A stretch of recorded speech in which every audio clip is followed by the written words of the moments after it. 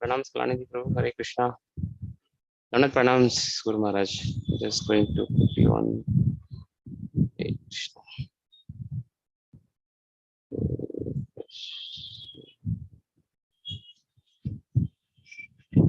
Hare Krishna Maharaj, can you hear me?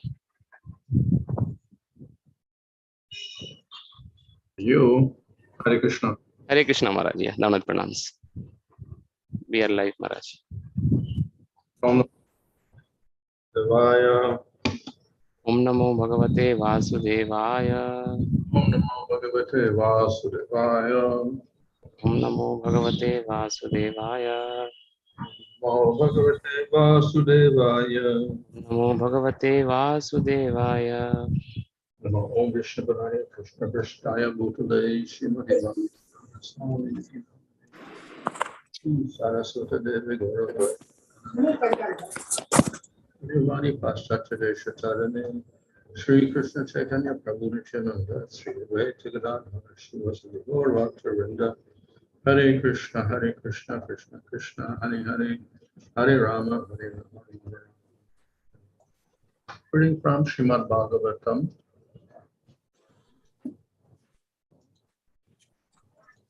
Canto 11. That's right, Maharaj. Canto 11, chapter 14, verse 30. 30.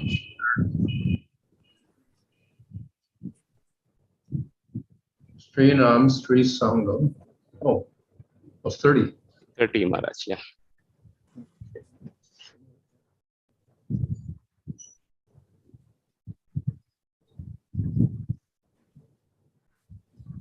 Tathāsya bhavet kleśo bandhaś anya-prasaṅgataḥ yoṣit-saṅgād yathā puṁso yathā tat-saṅgi-saṅgataḥ.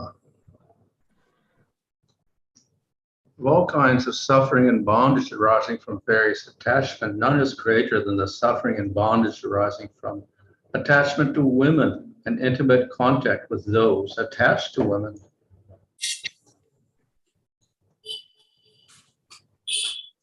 Or one can make a great endeavor to give up intimate contact with women and those fond of women. A learned gentleman will automatically be on guard if placed in intimate contact with lusty women. In the company of lusty men, however, the same man may engage in all kinds of social dealings and thus be contaminated by their polluted mentality. Association with lusty men is often more dangerous than association with women and should be avoided by all means. There are innumerable verses in the Bhāgavatam describing the intoxication of material lust. Suffice it to say that a lusty man becomes exactly like a dancing dog and by the influence of Cupid loses gravity, intelligence, and direction in life. The Lord warns here that one who surrenders to the illusory form of a woman suffers unbearably in this life and the next. So the previous verse was about how to become absorbed in the Supreme Lord. இதற்கு முந்தைய ஸ்லோகத்தில் பகவானிடம் நாம் எவ்வாறு ஊன்றி போவது என்பதை பற்றி பேசப்பட்டது. And now we have a description of the distractions, how or why we don't become absorbed in the Supreme Lord. அதன் பிறகு நம்மால் ஏன் பகவானிடம் ஊன்றி போக முடியவில்லை, அதற்கான தடைகள் என்ன என்பதை பற்றி கூறப்பட்டது. And that means that we have a tendency to enjoy. அதன் பொருளாவது நமக்கு இன்பத்தை அனுபவிக்கக்கூடிய இயற்கை இருக்கிறது. And that enjoyment is centered on ourselves. அந்த இன்பமானது நம்மையே மையப்படுத்தி இருக்கிறது. In other words, we exclude Krishna. வேறு விதமாக சொல்ல வேண்டும் என்றால் நாம் கிருஷ்ணரை அதிலிருந்து தவிர்க்கிறோம். So that is called bahirmukha. அதை பகிர்முகம் என்று அழைக்கப்படுகிறது. We're faced away from Krishna and towards material energy for our enjoyment.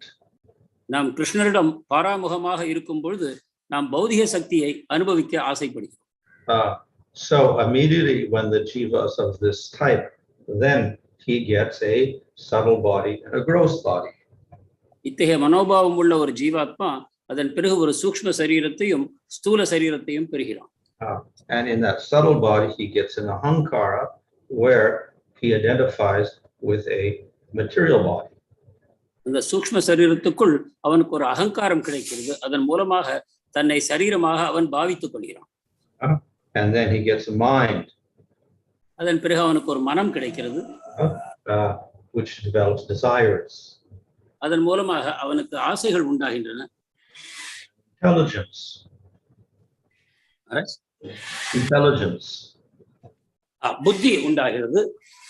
So with that intelligence, he figures out how to get the enjoyment. புத்தியின் உதவியால் அவன் எவ்வாறு இன்பத்தை பெறுவது என்பதை பற்றி யோசிக்கிறான். So just as one can meditate and concentrate on the Supreme Lord, in the material world, it is the opposite.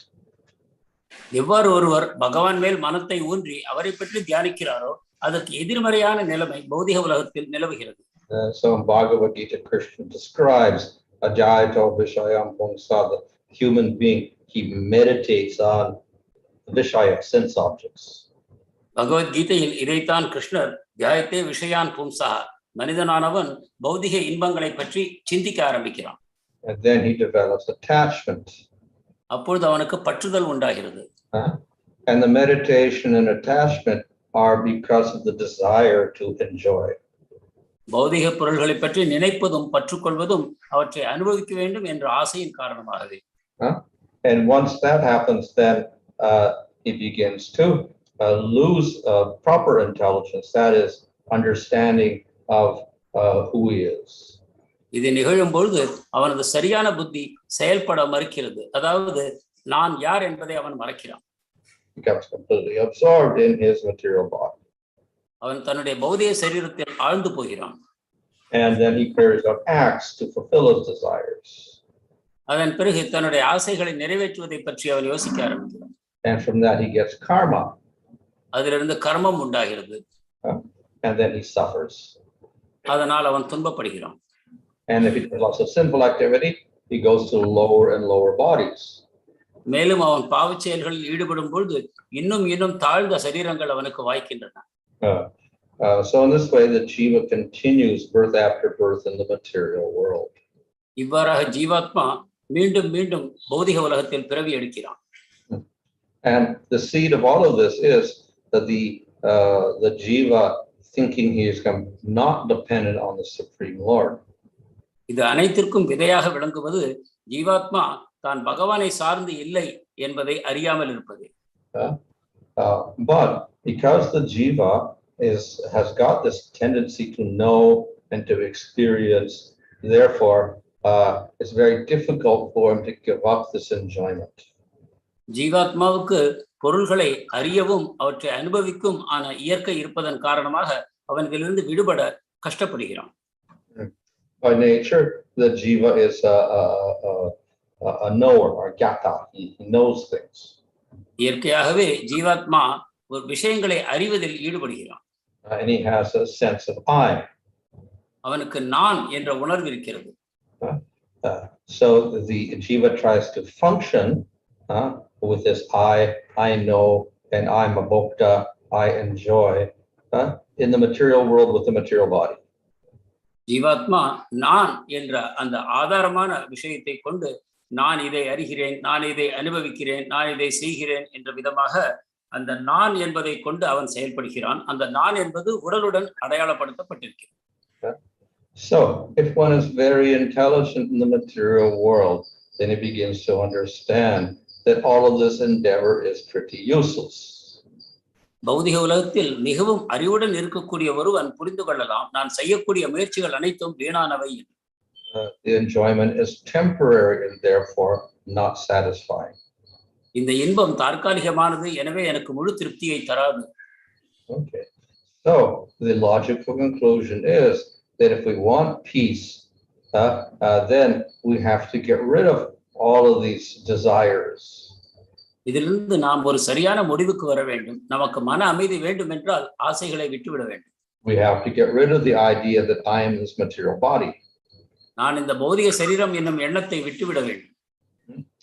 So the goal becomes to get free of being aware of the material world with all the sense objects, not thinking I am this body without enjoyment, etc.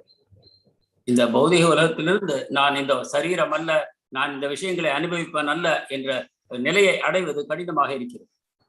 So this leads to the impersonal conclusion. The solution to the world is to have no action, no knowledge, nothing. இந்த முயற்சியிலிருந்து ஒருவன் அருவமான ஒரு முடிவுக்கு வருகிறான். செயல்கள் இல்லை, குணங்கள் இல்லை என்னும் விதமாக.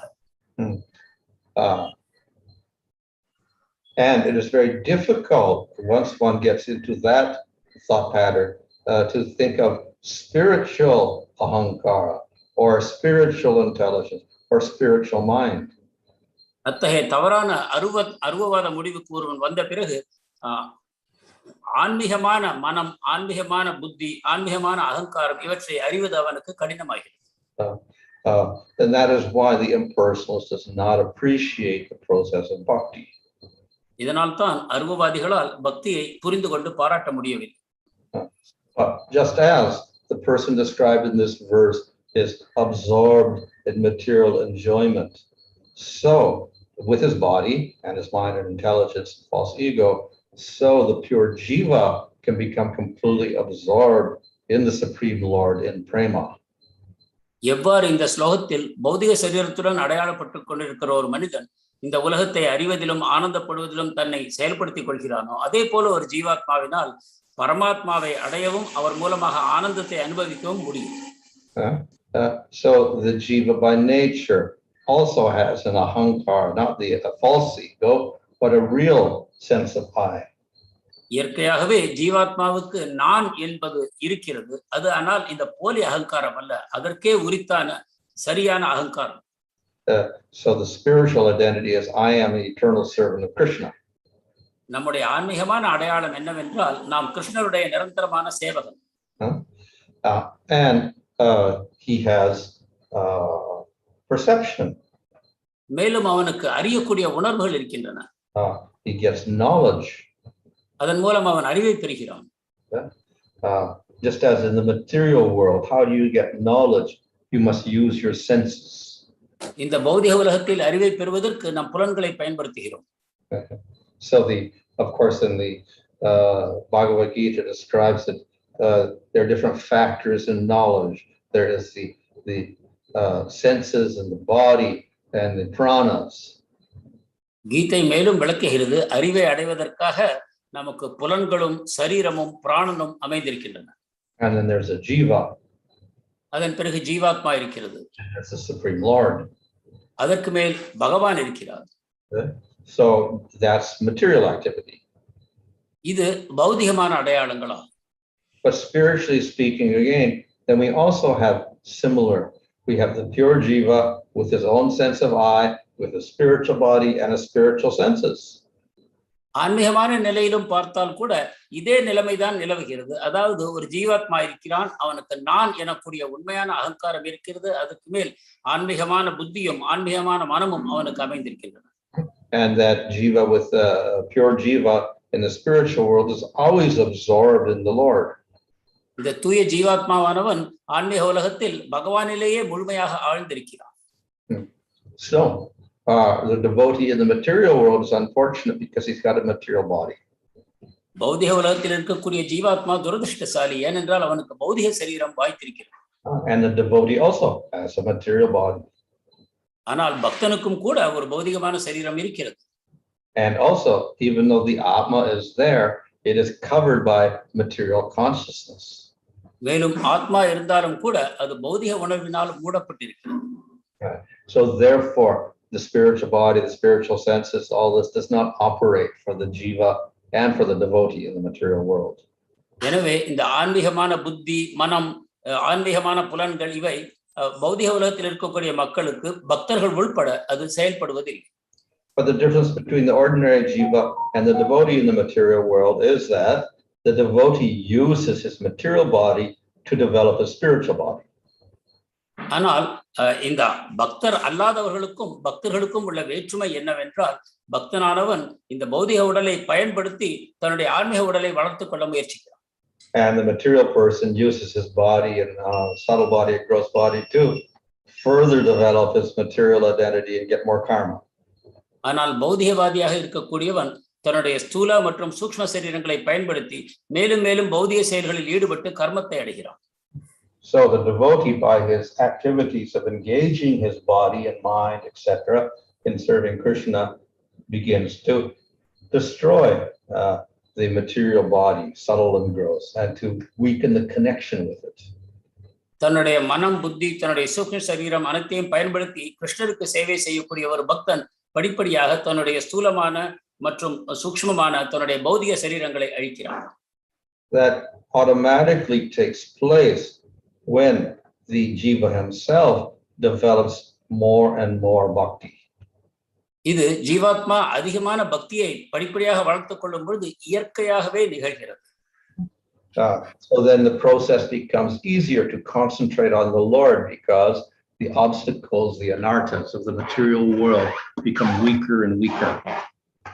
எனவே இந்த வழிமுறை சுலபமானதாக அமைந்திருக்கிறது. அவன் பகவான் மேல் தன்னுடைய பக்தியை வளர்த்துக்கொள்ள அவனுக்கு இருக்கக்கூடிய இந்த பௌதிகமான தடங்கல்கள் படிப்படியாக தேய்ந்து கொண்டே வருகின்றன. The connection with the material body becomes weaker. பௌதிக சரீரத்துடன் இருக்கக்கூடிய தொடர்பு பலவீனம் அடைகிறது.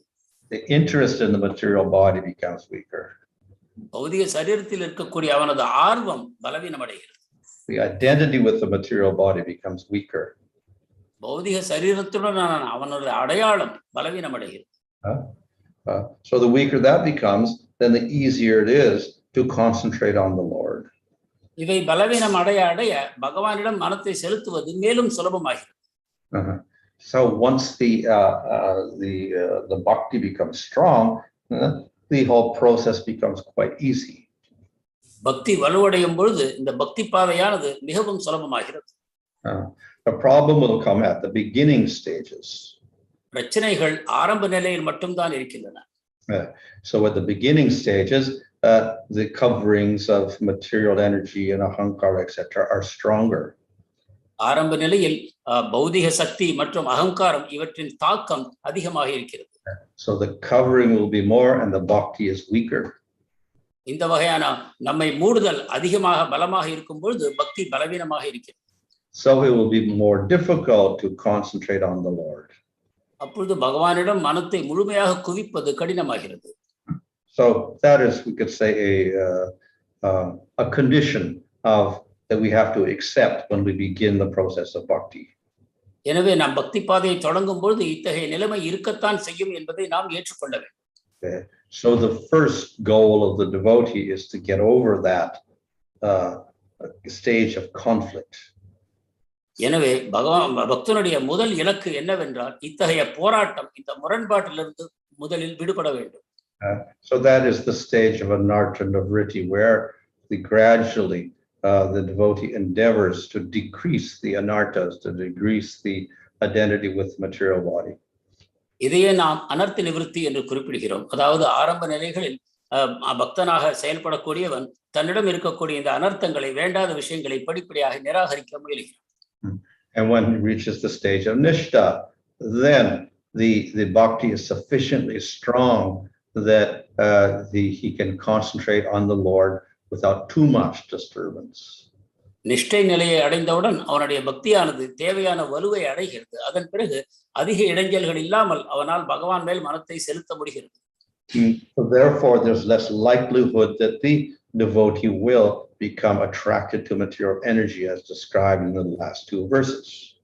அப்பொழுது கடந்த 2 ஸ்லோகங்களில் கூறப்பட்டுள்ளபடி பௌதிக சக்திகளின் மூலமாக அவன் கவரப்படுவது மிகவும் குறைவாக நிகழ்கிறது. But as long as we do have any trace of anartha, there is always danger. ஆனாலும் சிறிதளவு அனர்த்தம் நம்மிடம் இருக்கும் பொழுது கூட அபாயம் இருக்கத்தான் செய்கிறது. Nevertheless, even if the devotee makes mistakes, the Lord is willing to overlook that. ஆயினும் பக்தன் இதன் விளைவாக சில தவறுகளை செய்தால் அதை மன்னிப்பதற்கு பகவான் தயாராக இருக்கிறார். And therefore, in chapter 9 of Bhāgavatam, Krishna says, even if you commit the most sinful activity, still you're my devotee. எனவேதான் கீதை 9வது அத்தியாயத்தில் பகவான் கூறுகிறார், நீ பாவச் செயல்களை செய்தாலும் நீ என் பக்தன் தான் என்று. And that is because the devotee is strong enough to continue his devotion. ஏனென்றால் பக்தனுக்கு தேவையான பலம் இருக்கிறது, அவன் தொடர்ந்து பக்தியை செய்து கொண்டிருக்கிறான். So this is the way in which one overcomes these anarthas. இவ்விதமாகத்தான் ஒருவன் தன்னுடைய அனர்த்தங்களை நீக்கிக் கொள்கிறான். If the devotee follows properly, then this should be the result. ஒரு பக்தன் சரியான விதத்தில் பக்தியை செய்யும் பொழுது இந்த விளைவுகள் அவனுக்கு கிடைத்தே தீரும். So in the material world there are all sorts of attractions. பௌதிக உலகத்தில் பல வகையான கவர்ச்சிகள் இருக்கின்றன. And they're all based upon identification with the body. இவை அனைத்தும் நாம் சரீரத்துடன் அடையாளப்படுத்திக் கொள்வதன் அடிப்படையிலேயே அமைகின்றன. So as long as that identification is there, there will be distraction.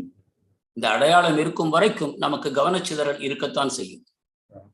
And the less identification we have, then the less problem it is. நமக்கு இது குறையும் பொழுது நமக்கு பிரச்சனைகள் குறைகின்றன. So in this way, different people are at different levels. இவ்வாறு பலவிதமான மக்கள் பல தரங்களில் அமைந்திருக்கிறார்கள்.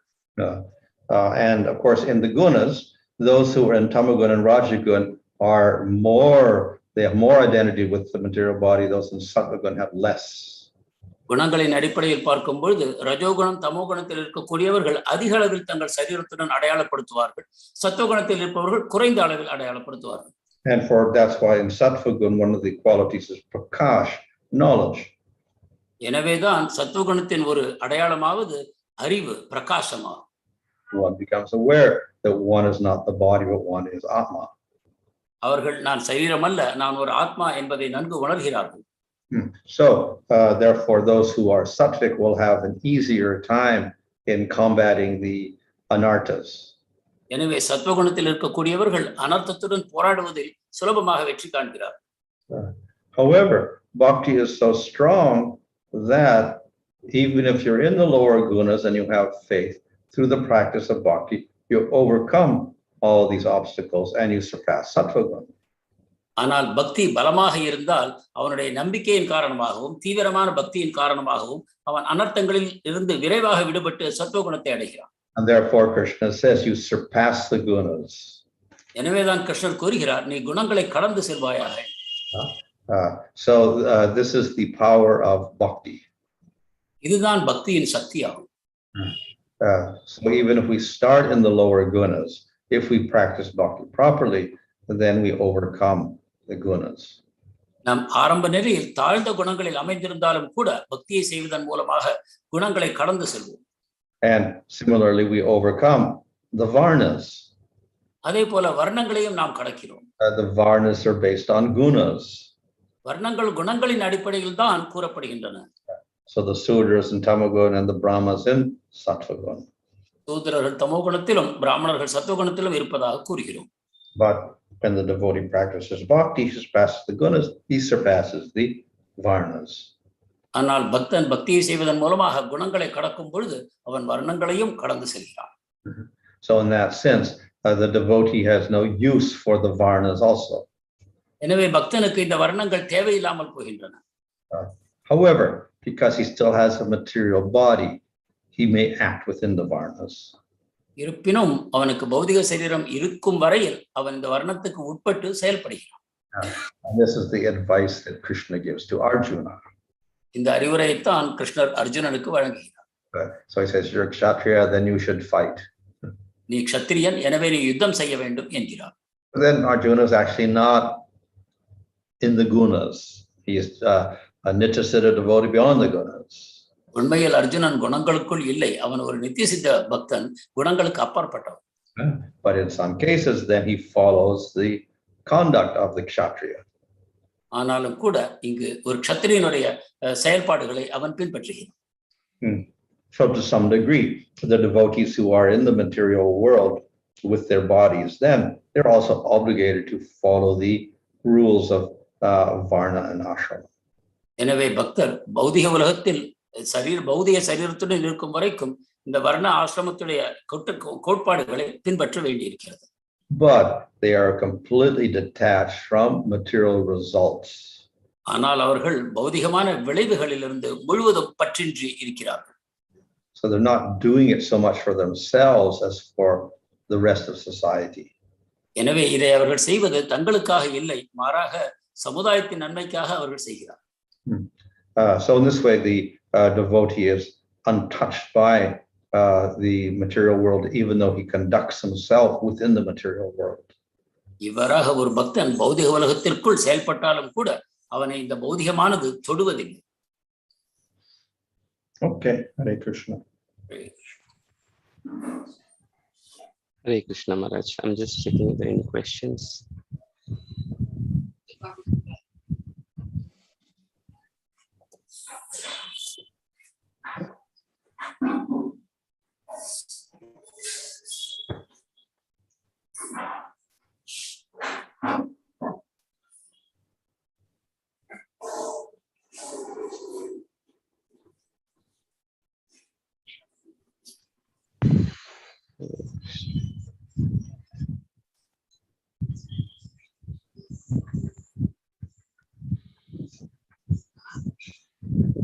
I don't see.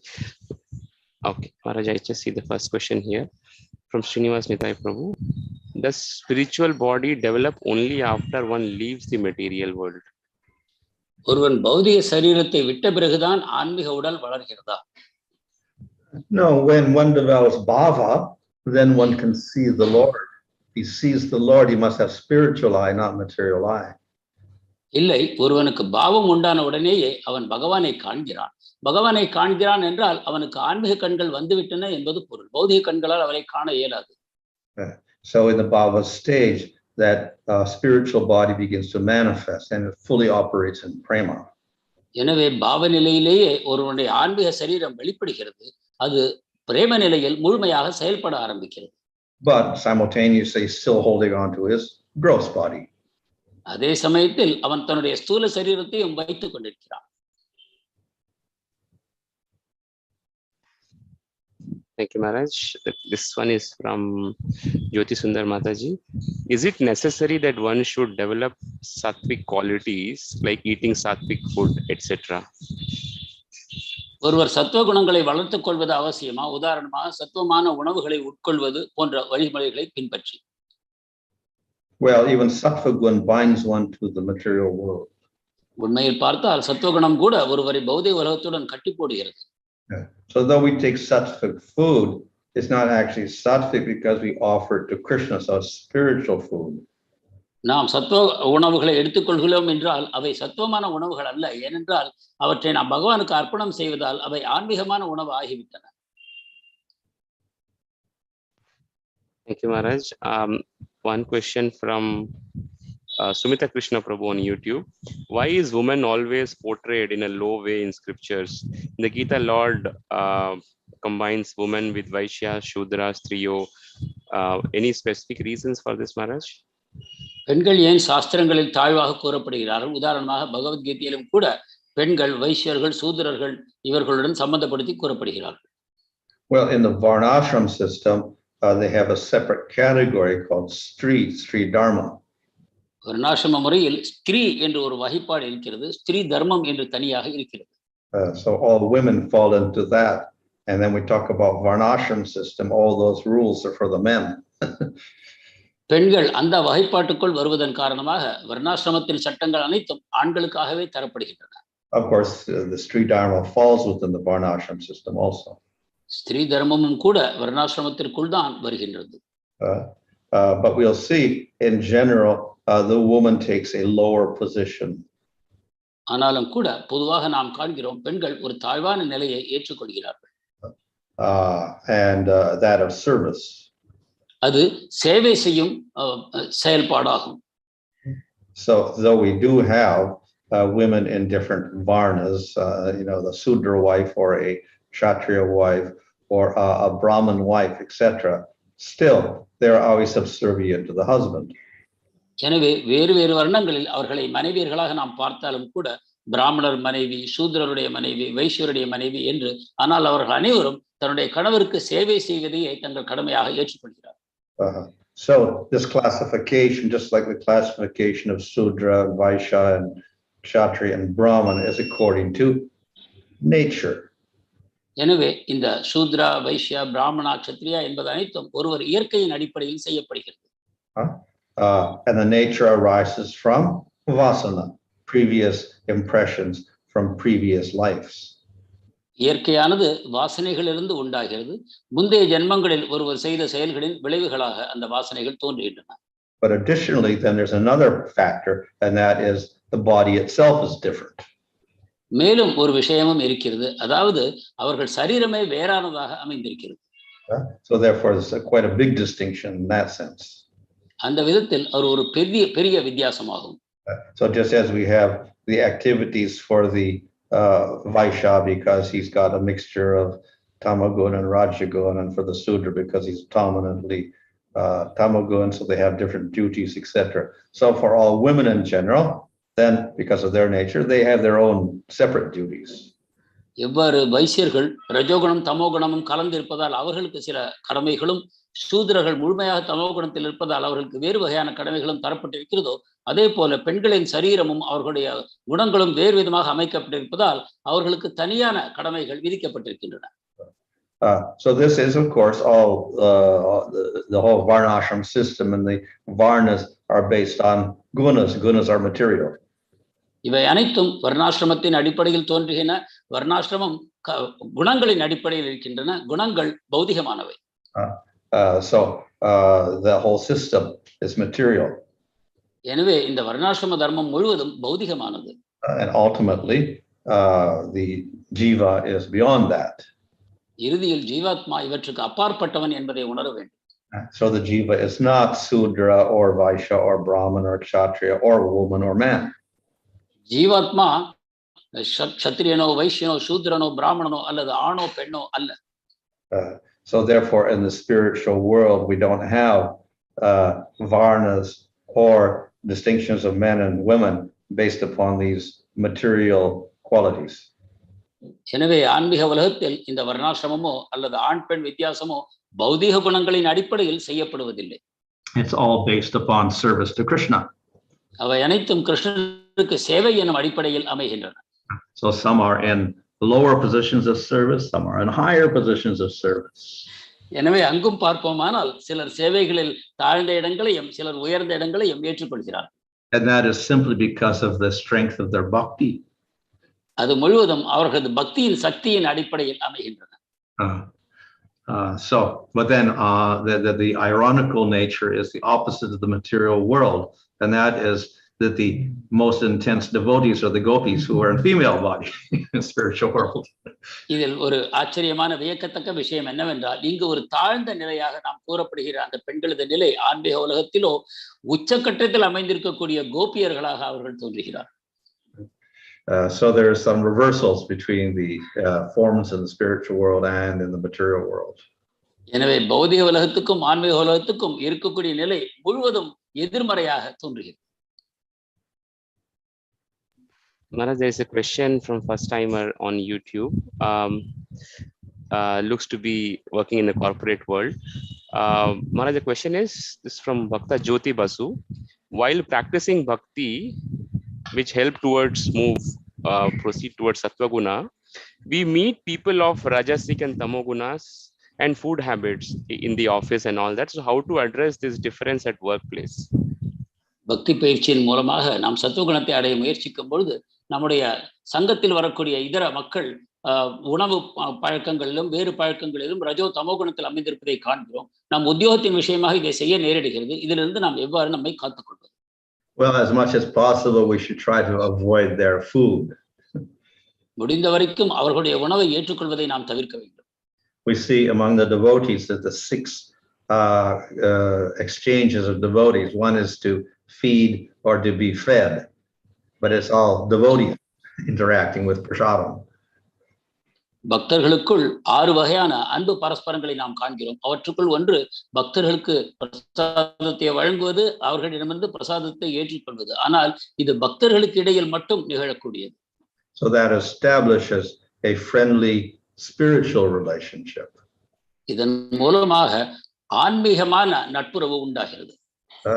But if we carry out these similar activities of feeding and getting fed and talking together, exchanging knowledge together, etc., giving gifts to materialists, we're bound to get material bondage, material attraction.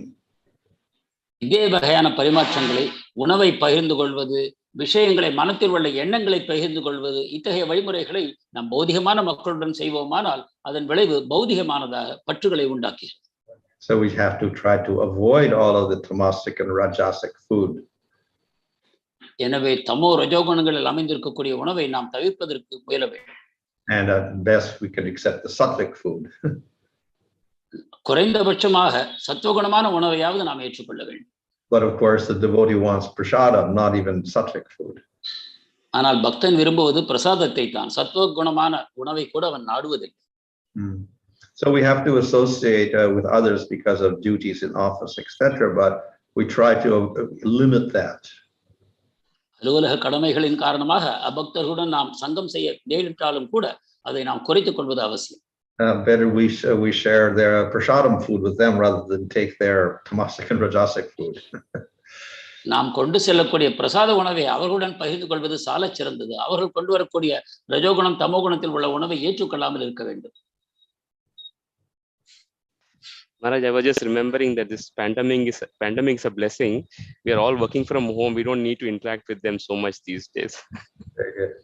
Well, I've also heard that because of pandemic now, people don't want to back to the office. They don't want to go back. That's right, Maharaj. So you can give that excuse. We want to stay home. Then you don't have to associate with them and take their food. Thank you, Maharaj. Maharaj, there are a few more questions on YouTube, but probably not very relevant to our topic, but I'll take that towards the end, if you may like. The next one is from Sima Sudarshan Prabhu. In the Bhava stage, one can see the Lord, but it is said that in the Bhava stage also one may fall down. Please kindly explain. Yes. பாவநிலையில் பகவானை காண முடியும் என்று கூறப்பட்டது. ஆனாலும் பாவநிலையிலும் ஒருவர் விழுவதற்கு வாய்ப்பு இருக்கிறது என்று நாம் அறிகிறோம். இதை எவ்வாறு புரிந்து கொள்வது? This distinguishes bhava from prema. இது பாவத்தை பிரேமத்திலிருந்து வித்தியாசப்படுத்தி காட்டுகிறது. So bhava is not 100% pure. பாவம் 100% தூய்மையானது அல்ல. But it's pure enough that Krishna will reveal himself. ஆனாலும் அதற்கு தேவையான தூய்மை இருக்கிறது கிருஷ்ணரை நாம் காண்பதற்கு. So the impurity is the results of previous aparads. அதில் உள்ள அசுத்தமானது ஏற்கனவே நாம் செய்திருக்கக்கூடிய அபராதங்கள் மட்டுமே. And this may cause some material identity or material action. இது சில விதமான பௌதிக அடையாளங்களையும் செயல்பாடுகளையும் உண்டாக்கலாம். So that's the difference between bhava and prema. இதுதான் பாவத்துக்கும் பிரேமைக்கும் உள்ள வேற்றுமை. However, even that devotee on bhava, because of his attachment to the Lord has attachment to him. ஆனாலும் பாவ நிலையில் உள்ள பக்தன் பகவானிடம் பற்று கொண்டிருப்பதால் பகவானும் அவரிடம் பற்று கொண்டிருக்கிறார். If he happens to fall or make a mistake or whatever, the Lord is willing to help him. அவன் தவறுகளை செய்தாலும் விழுந்துவிட நேரிட்டாலும் பகவான் அவனுக்கு உதவ தயாராக இருக்கிறார். Thank you, Maharaj. This one is next one is from Ruparani Revati Mataji. Maya means that which is not, but Lord has created this material nature, jivas, etc. Even though it is temporary, it is manifested. Then why it is termed as Maya, illusory? மாயா என்பது பொய்யானது என்று ஏன் கூறப்படுகிறது? ஜீவாத்மாக்கள் அனைவரும் இதில் தானே அமைந்திருக்கிறார்கள். Well, it's not what we think it is. நாம் எவ்வாறு அதை நினைக்கிறோமோ அதை போல அது இல்லை என்பதைத்தான் நாம் உணர வேண்டும். So we think it is a source of enjoyment. நாம் இதை சுகம் அனுபவிக்கக்கூடிய ஒரு வகையாக கருதுகிறோம். But actually it's a source of suffering. ஆனால் அதுவோ துன்பத்தின் ஆதாரமாகும். We think it's eternal, but it is very temporary. அதை சாஸ்வதமாக நாம் கருதுகிறோம், ஆனால் அது தற்காலிகம். In that sense, it's illusory. இவ்வாறு அது மாய தோற்றம். Thank you, Maharaj. Sorry, I think there is one more. This one. Okay, this one is from Uttam Damayanti Mataji. Other than the primary 5 rasas, is there a rasa that denotes parent-child relationship, like Krishna's relationship with his sons and his daughters. Yeah. இந்த 5 முக்கிய ரசங்களை தவிர கிருஷ்ணருக்கு குழந்தையாக வரக்கூடிய அத்தகைய ரசங்களும் உள்ளதா? Yeah, this is described in the nectar of devotion. It is the type of dasya. இது பக்தி ரசாமிர்த சிந்துவில் விளக்கப்படுகிறது. இது ஒரு வகையான தாசிய ரசமே ஆகும். From our point of view, if we're the child and Krishna is the father, then there's a service attitude there. நம் கண்ணோட்டத்தில் பார்த்தால் கிருஷ்ணர் தந்தையாகவும் நாம் குழந்தையாகவும் இருக்கும்பொழுது அங்கு ஒரு சேவைக்கான வாய்ப்பு இருக்கிறது. Thank you, Maharaj. As I said, I'll just take a last few questions on the first timers on YouTube. This is from Bhakta Kamalakandan, and you may answer it briefly, Maharaj. How to take initiation? தீட்சை எடுத்துக்கொள்வது எப்படி? Well, it depends on your faith. அது உங்கள் நம்பிக்கையை பொறுத்திருக்கிறது. And due to the faith, if our faith becomes steady, then we want to solidify that faith and progress nicely. உங்களுடைய நம்பிக்கை ஸ்திரமான நிலையை அடையும் பொழுது அதை நீங்கள் மேலும் தீவிரப்படுத்த விரும்பும் பொழுது நீங்கள் தீட்சை ஏற்றுக்கொள்ளலாம். So therefore, we accept guidance. அப்பொழுது நாம் வழிகாட்டியை ஏற்றுக்கொள்கிறோம். And we accept that person as authority. அந்த நபரை நமது அதிகாரபூர்வமாக நமக்கு வழிகாட்டியாக ஏற்கிறோம். So when we do that, then we have to accept that authority. அவருடைய வார்த்தைகளை அதன் பிறகு நாம் ஏற்றுக்கொள்ள வேண்டும். So if one is got to that stage where one is willing to accept that authority, one becomes qualified for initiation.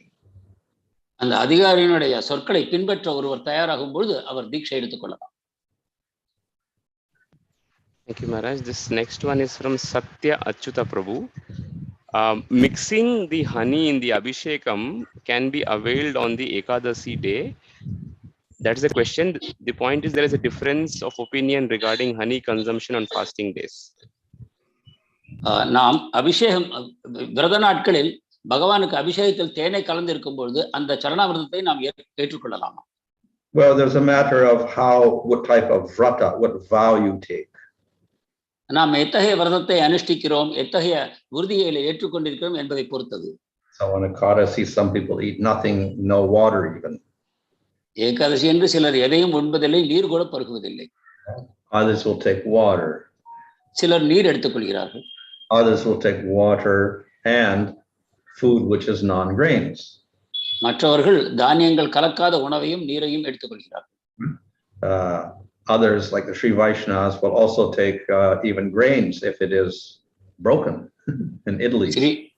Sri வைஷ்ணவர்கள் தானியங்களையும் ஏற்றுக்கொள்கிறார்கள், அது உடைந்த வடிவத்தில் இருந்தால் இட்லி போன்று. So there are various levels of vows we can take. எனவே பல வகையான விரதங்களை நாம் மேற்கொள்ளலாம். So for in our sampradaya, at least we don't take beans and grains and dal. நம் சம்பிரதாயத்தில் தானியங்களையும் பருப்பு வகைகளையும் அந்த பீன்ஸ் போன்ற காய்கறிகளையும் ஏற்றுக்கொள்வதில்லை. Then other things are permitted. இதர விஷயங்கள் ஏற்றுக்கொள்ளப்படலாம். But if we've got a nirjala ekadasi, then obviously we can't take honey. ஆனால் நிர்ஜல ஏகாதசி போன்று இருக்கும்பொழுது நாம் தேனை ஏற்றுக்கொள்ள முடியாது.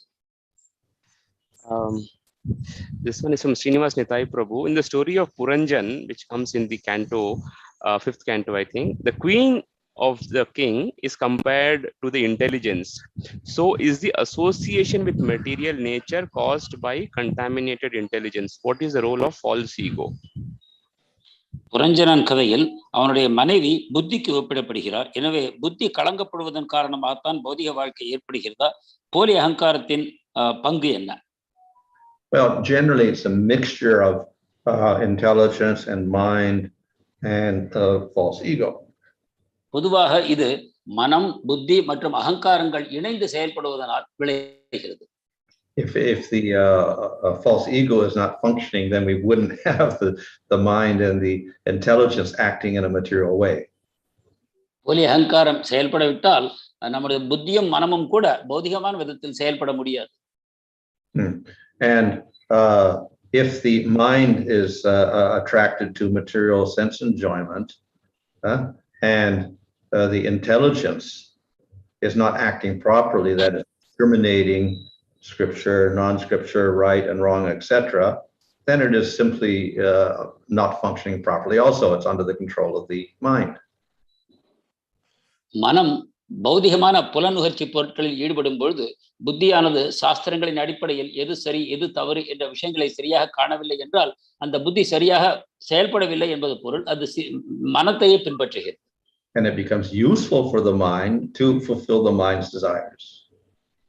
அது மனத்திற்கு சேவை செய்ய ஆரம்பிக்கிறது. மனத்தினுடைய ஆசைகளை பூர்த்தி செய்து கொள்ள அந்த புத்தி உதவுகிறது. Sorry, Maharaj, I missed a question. This is from Ramakrishna Prabhu. Narada, in his previous life, had the experience of the Lord for a fraction. Is it proper to understand that Narada was in the bhava stage at that time? நாரதர் முந்தைய பிறவியில் ஒரு கண நேரம் பகவானை தரிசித்தார் என்று நாம் அறிகிறோம். அது அவர் பாவ நிலையில் இருந்தார் என்பதை குறிக்கிறதா? Yeah, so of course, this is given an example of going through the different stages of sadhu sangha and bhajna kriya, anartha, nivrthi, nistha, sakti, bhava, prema. But on another level, he is Shaktivash avatar of the Lord, so he's eternally in prema also. But he performs this pastime of going through the different stages.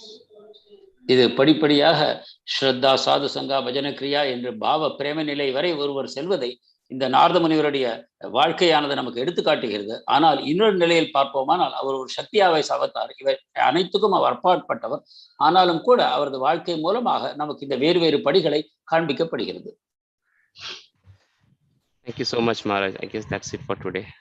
Hare Krishna, Dandavat Pranams. Grantaraj Srimad Bhāgavatam ki jai, Jagat Guru Srila Prabhupada ki jai, His Holiness Bhanu Swami Maharaj ki jai, Gop Premanande, Hari Hari Bo. Hari Hari Bo. Hari Hari. Excellent questions, excellent answers by Maharaj. Hare Krishna, thank you so much. Hare Krishna. Yeah, I'll cover the announcements today evening. Krishna Katha will be by Jai Gopinath Prabhu. இன்று மாலை கிருஷ்ண கதா ஜெய கோபிநாத் பிரபு வழங்க இருக்கிறார். And the Katha in weekdays will follow the Krishna Katha every evening. ISKCON Chennai channel between 7 to 8. வார நாட்களில் ISKCON Chennai சேனலில் கிருஷ்ண கதா தொடரும். And as we discussed yesterday, the World Holy Name Week is going to start from the 10th of September. ஏற்கனவே அறிவித்தபடி புனித நாம விழாவானது September 10 23 வரை நடக்க இருக்கிறது. 2 வாரங்கள். And 10th of September, it happens to be a local holiday. So I think we should all take benefit of that and chant more rounds, is the request from the senior devotees. And yesterday, Sumitra Krishna Prabhu also spoke about that.